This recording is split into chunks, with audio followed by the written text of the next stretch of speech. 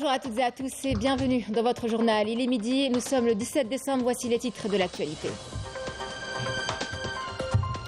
30e foire de la production algérienne, l'ensemble des segments de l'industrie y sont. Un baromètre de l'économie nationale.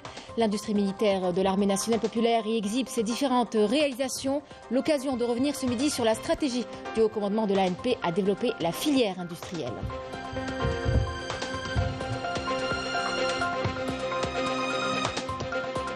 Une foire où le label Made in Algeria est mis en avant, l'État encourage l'investissement et la promotion de la production algérienne. Nous nous intéresserons à des entreprises qui activent dans le secteur de l'électroménager et qui exportent. Il s'agit de faire connaître le produit algérien et d'augmenter les exportations hors hydrocarbures.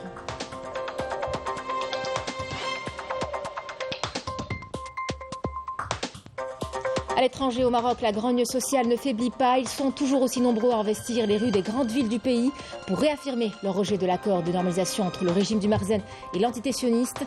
Le peuple marocain dénonce aussi des conditions de vie précaires et une politique des plus hasardeuses. Mesdames, Messieurs, bienvenue à vous. Production algérienne, vous n'êtes pas sans savoir que l'ensemble des segments de l'industrie sont présents à la 30e foire de la production algérienne au Palais des Expositions à Alger. C'est un véritable baromètre de l'économie nationale. L'industrie militaire de l'armée nationale populaire y exhibe ses différentes réalisations au grand public comme aux professionnels. L'occasion pour nous de revenir sur la stratégie du haut commandement de l'ANP à développer la filière industrielle. Couverture Emily Selider. Véritable locomotive de l'économie algérienne. L'industrie militaire, à travers ses différents établissements, contribue depuis quelques années déjà à la consolidation et au développement de l'économie nationale. L'établissement des constructions mécaniques de Khenchela, c'est un établissement public à caractère industriel et commercial relevant de la direction des fabrications militaires du MDN. Sa vocation principale, c'est la production d'armement au profit de l'armée nationale populaire et les différents établissements paramilitaires. Selon les instructions du haut commandement de l'armée nationale populaire, l'établissement joue un rôle très important dans le secteur industriel. Par les services techniques en matière de production de pièces de rechange mécaniques et outillage de production au profit des établissements publics et privés, et ce qui permettra de promouvoir l'économie nationale.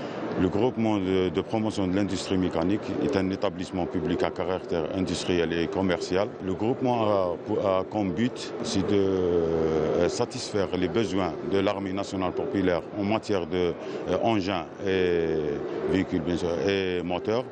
Le deuxième but est d'assurer la sous-traitance dans le domaine de la fabrication mécanique, que ce soit militaire, pour les militaires ou pour les civils, pour le marché local. Le développement des différentes industries militaires, notamment l'industrie automobile, est une priorité du haut commandement de l'armée nationale populaire, afin de satisfaire les besoins des structures de l'armée nationale populaire et des différentes entreprises économiques, publiques et privées. Nous avons l'occasion de présenter nos produits qui sont les véhicules utilitaires, les camions, les véhicules de transport et les bennes et les citernes. Dans cette foire, nous avons l'occasion de représenter nos différents produits tels que les véhicules utilitaires, les véhicules de transport, les camions, et les citernes et les bennes. Notre entreprise a pour but d'alimenter le marché algérien avec tout produit et augmenter le taux d'intégration. La participation des différentes unités de production de l'ANP à la foire de la production algérienne permet de présenter une multitude de produits reflétant le haut niveau des fabrications militaires dans leurs différentes filières qui contribuent à la consolidation d'un tissu économique national. C'est une foire où le label Made in Algeria est mis en avant. L'État encourage d'ailleurs l'investissement et la promotion de la production algérienne. Il s'agit aussi d'exporter le produit algérien. Zoom ce midi sur des entreprises qui activent dans le secteur de l'électroménager et qui justement ciblent les marchés étrangers, avec l'objectif bien sûr de faire connaître le produit algérien, mais aussi d'augmenter les exportations hors hydrocarbures. Raouf Hamouche. Pour beaucoup de consommateurs algériens, le choix n'est pas très difficile quand il s'agit des produits électroménagers. Pour eux, consommer national est visiblement plus fiable. En effet, l'industrie de l'électroménager a confirmé son statut et son potentiel économique en mettant sur le marché des produits fiables et compétitifs, misant notamment sur l'intégration et le savoir-faire comme atout majeur pour reconquérir les marchés extérieurs. Sur certains produits du secteur de l'électroménager, le taux d'intégration a atteint les 85%, un taux appréciable. Rappelons à cet effet que le président de la République a insisté sur un taux d'intégration entre 60 et 70%.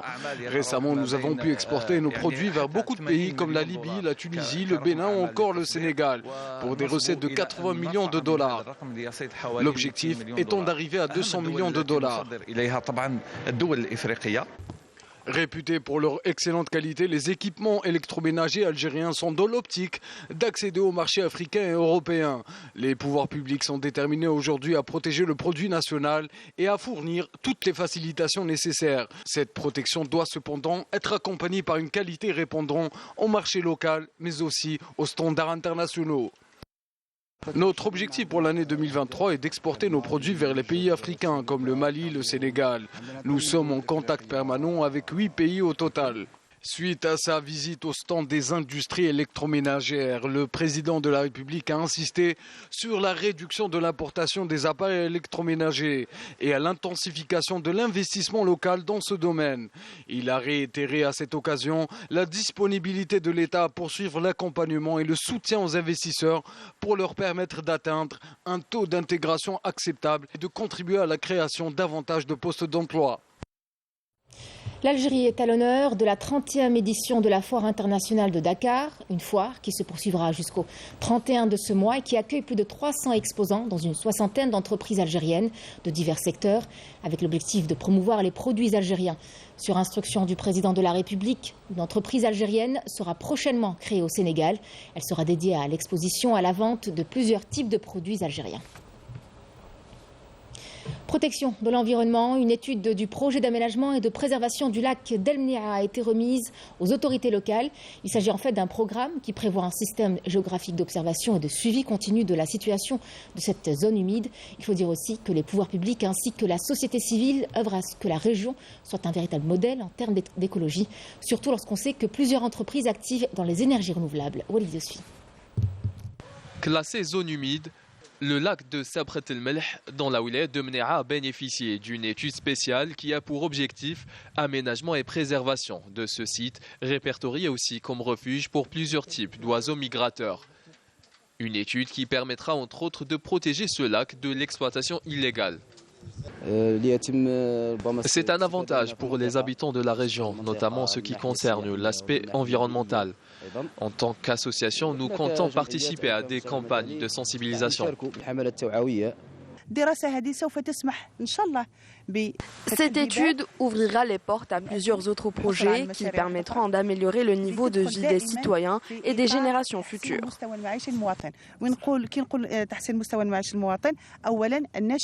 En plus de ce centre d'enfouissement technique spécialisé dans le traitement des déchets ménagers, la wilaya de Mnia dispose de plusieurs PME qui activent dans les énergies propres et renouvelables, un créneau important au vu des potentialités de la région. Ce type d'énergie est généralement exploité dans le sud par les nomades. Nous souhaitons que ce type d'énergie soit plus exploité à Mnia. C'est une wilaya très ensoleillée avec un grand potentiel. Nous avons lancé un appel aux jeunes qui souhaiteraient investir dans ce domaine de se diriger vers le ministère de l'Environnement et aussi de la wilaya pour bénéficier de l'accompagnement. Plusieurs autres projets sont en cours dans la wilaya d'El Mnia, notamment la réalisation d'une station de traitement et d'épuration des eaux usées, une pépinière et une bande verte de 150 hectares, de quoi encourager les actions de développement local durable.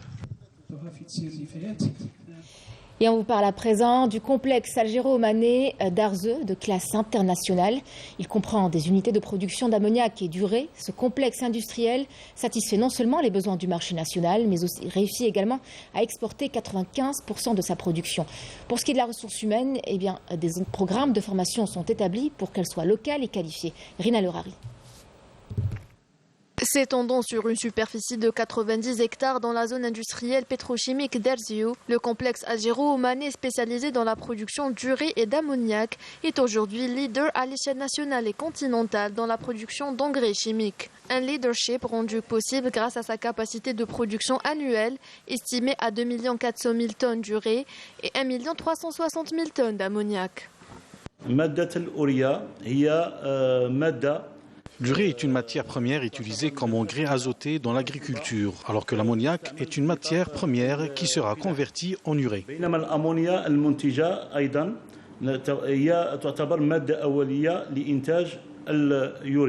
Grâce à une main-d'œuvre technique qualifiée et une chaîne de production moderne, ce complexe a mis le cap sur l'exportation des engrais. Nous produisons 2 400 000 tonnes d'urée, dont 95% destinées à l'exportation. L'ammoniac produit est exporté vers l'étranger après satisfaction des besoins du marché national.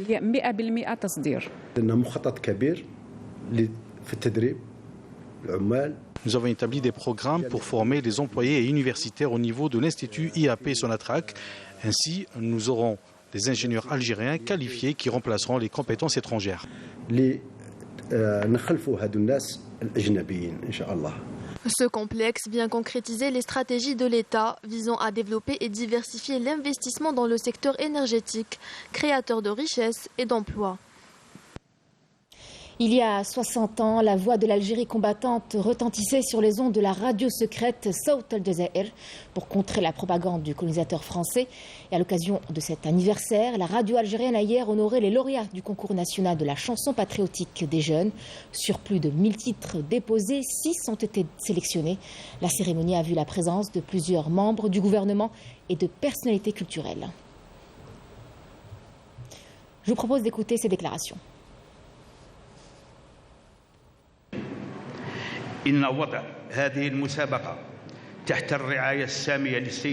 L'organisation de ce concours sous le haut patronage du président de la République dénote de son soutien direct et manifeste aux médias et aux jeunes.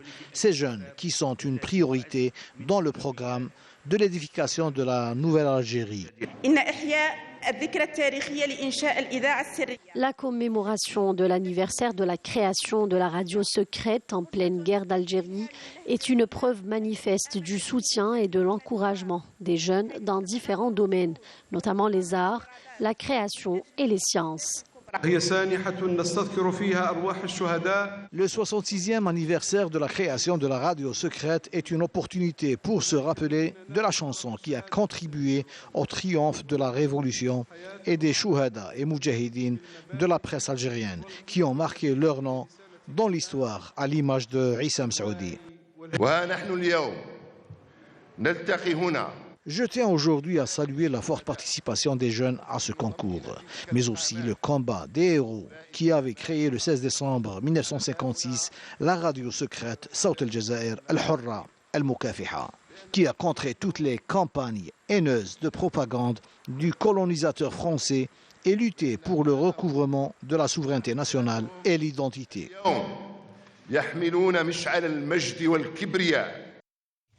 Dans l'actualité à l'étranger, au Maroc, la grogne sociale ne faiblit pas. Ils sont toujours aussi nombreux à investir les rues des grandes villes du pays pour réaffirmer leur rejet de l'accord de normalisation entre le régime du Marzen et l'entité sioniste, un accord scellé sans tenir compte de la volonté du peuple marocain. Un peuple qui dénonce aussi, pour la énième fois, des conditions de vie précaires et une politique des plus hasardeuses. Mrim Damis. La dégradation de la situation au Maroc ne cesse de s'exacerber, poussant le peuple marocain à investir la rue pour protester contre la cherté de la vie et dénoncer la politique répressive du Marzen. Une politique qui a carrément effacé la classe moyenne pour ne laisser place qu'à une frange démunie et sans ressources face à une autre composée, surtout des proches du Marzen. Depuis des années déjà, les Marocains dénonçaient leurs conditions sociales difficiles et aujourd'hui encore, les rues marocaines restent en ébullition et les revendications se multiplient face à un gouvernement de plus en plus ignorant.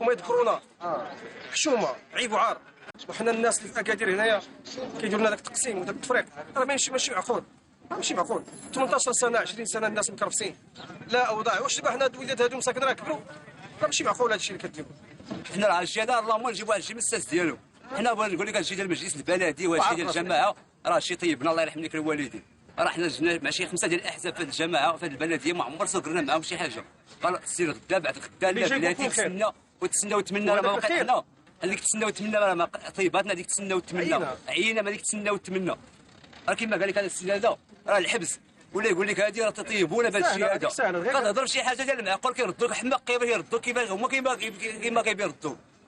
Les manifestations se succèdent à travers toutes les villes du Maroc et touchent plusieurs secteurs, notamment le secteur de la santé. Les médecins chômeurs, livrés à eux-mêmes et sans avenir, ont décidé d'intensifier leur combat contre un gouvernement qui juge responsable de cette situation dégradante. ندين التدخلات الهمجية التي تمس السلامة الجسدية والمعنوية للدكاترة المعطلين. الدكاترة المعطلين هم بعتابة عبارة عن قنبلة موقوتة يمكن أن تنفجر في كل حين. يعني إذا لم يسوى وضعية الدكاترة يعني نحن الآن نعيش استثناء مغربيا. ليس هناك في العالم دكاترة معطلون باستثناء المغرب. هذا هو الاستثناء المغربي في زمن ما يسمى بالعهد الجديد، في زمن ما يسمى بالانتقال الديمقراطي، في زمن ما يسمى بدولة الحق والقانون، لكن نحن يعني الواقع غير ذلك. Les nombreuses protestations publiques qui ont eu lieu témoignent de la réalité socio-économique déplorable et les Marocains, quant à eux, semblent catégoriques à poursuivre leur combat jusqu'à ce que leur voix soit entendue. Une délégation composée de descendants de l'imam et érudit Abdelkrim El Marili a hier visité des monuments historiques et religieux de la wilaya de Tlemcen.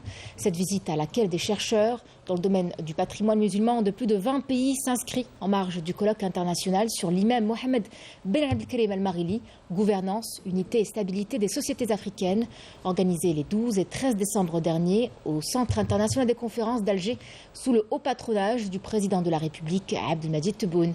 Les membres de la délégation ont visité successivement le mausolée de Sidi Boumediene Chouaib, la grande mosquée du centre-ville de Tlemcen, la grotte de Beni Aed à Ain Feza, le palais de la culture Abdelkarim Dali ainsi que le centre des études andalouses dans la commune de Mansoura. Un mot de sport pour terminer. La sélection algérienne de football A prime affrontera aujourd'hui en match amical le Sénégal au stade d'Annaba, fraîchement rénové à 18h30, mais cette fois-ci en présence du public. Ce match sera un test event sous les regards des officiels de la Confédération africaine de football.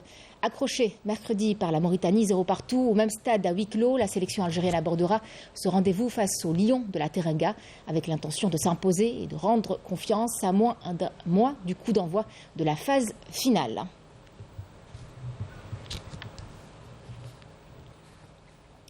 C'était la dernière information de ce journal. Merci à vous de l'avoir suivi. Tout de suite, les nouvelles du ciel. Je vous souhaite une excellente journée sur Canal Algérie. Je vous dis à très vite.